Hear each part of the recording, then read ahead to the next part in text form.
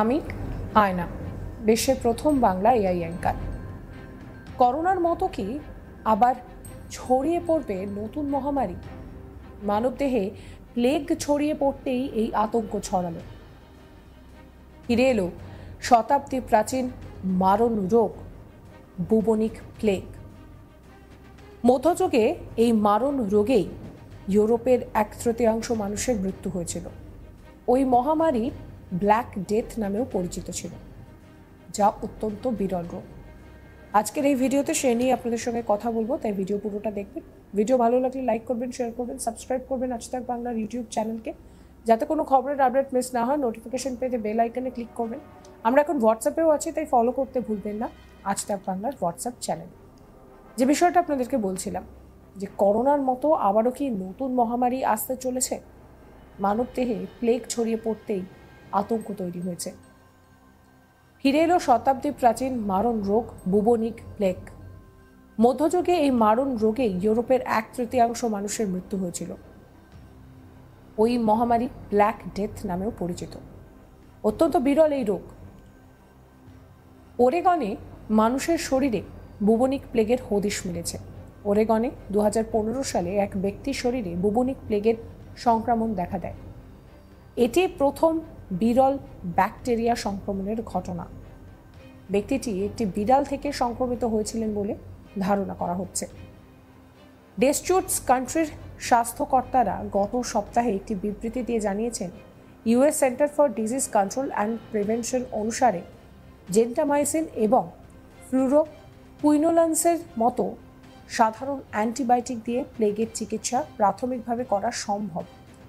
তবে বিবৃতি অনুসারে এই রোগটি মানুষের জন্য কিন্তু বেশ ঝুঁকিপূর্ণ।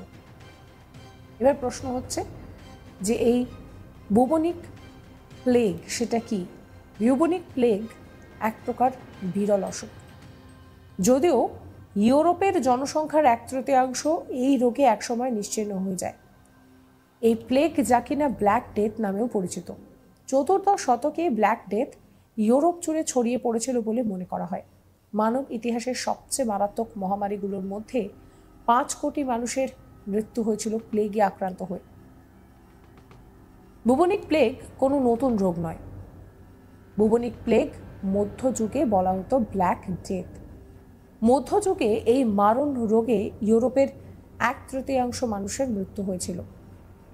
ছোঁয়াচে এই রোগ মূলত ইঁদুর, কাঠবিড়ালি জাতীয় প্রাণী থেকেই ছড়ায়। আক্রান্ত মাছি কামড়ালে এই রোগ হতে পারে। ব্যাকটেরিয়া ফুসফুসে পৌঁছালে বুবনিক প্লেগ নিউমোনিক প্লেগের চেহারা ধারণ করে। প্লেগের মধ্যে সবথেকে বিপজ্জনক এই নিউমোনিক প্লেগ। কাশির মাধ্যমে এই রোগ ছড়ায়। অতীতে এর কোনো চিকিৎসা না থাকলেও বর্তমানে সঠিক সময়ে সংক্রমণ ধরা পড়লে তা চিকিৎসার মধ্যে দিয়ে নিরাময় করা সম্ভব। ঠিক সময় ধরা পড়লে বুবনিক এবং নিউমোনিক এই দুই ধরনের প্লেগ থেকেই সেরে ওঠা সম্ভব। সম্প্রতি এই রোগটি আমেরিকা যুক্তরাষ্ট্র অর্থাৎ মার্কিন যুক্তরাষ্ট্রে দেখা গিয়েছে। এবার প্রশ্ন হচ্ছে যে এই প্লেগের উপসর্গগুলো ঠিক কী?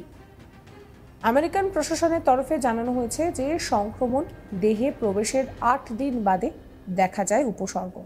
সাধারণত প্লেগে আক্রান্ত পশু বা মাছি থেকেই সংক্রমণ ছড়ায়। বুবনিক প্লেগ অন্যতম। এর উপসর্গ হচ্ছে জ্বর, শারীরিক দুর্বলতা, মাথা ঘোরা, শরীরে শিহরণ এবং পেশিতে ব্যথা হওয়া।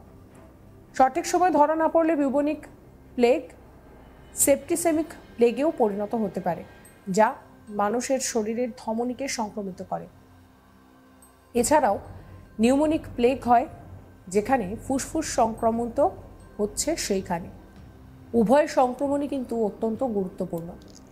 সেখান থেকে দাঁড়িয়ে নতুন করে কিন্তু এই প্লেগ উদ্বেগ বাড়াচ্ছে। এখন প্রশ্ন হচ্ছে যে তাহলে কি আবারও সেই করোনার মতো একই ভয়াবহ মহামারী ফিরে আসতে চলেছে? মানবদেহে প্লেগ ছড়িয়ে পড়তেই এই আতঙ্ক তৈরি হয়েছে। ফিরে এসেছে শতাব্দী প্রাচীন মারণ রোগ বুবনিক প্লেগ। মধ্যযুগে এই মারণ রোগেই ইউরোপের 1/3 মানুষের মৃত্যু হয়েছিল। ওই মহামারী ব্ল্যাক ডেথ নামেও পরিচিত। অত্যন্ত বিরল এই রোগ। ওরেগনে মানুষের শরীরে এই প্লেগের খোঁজ মেলে।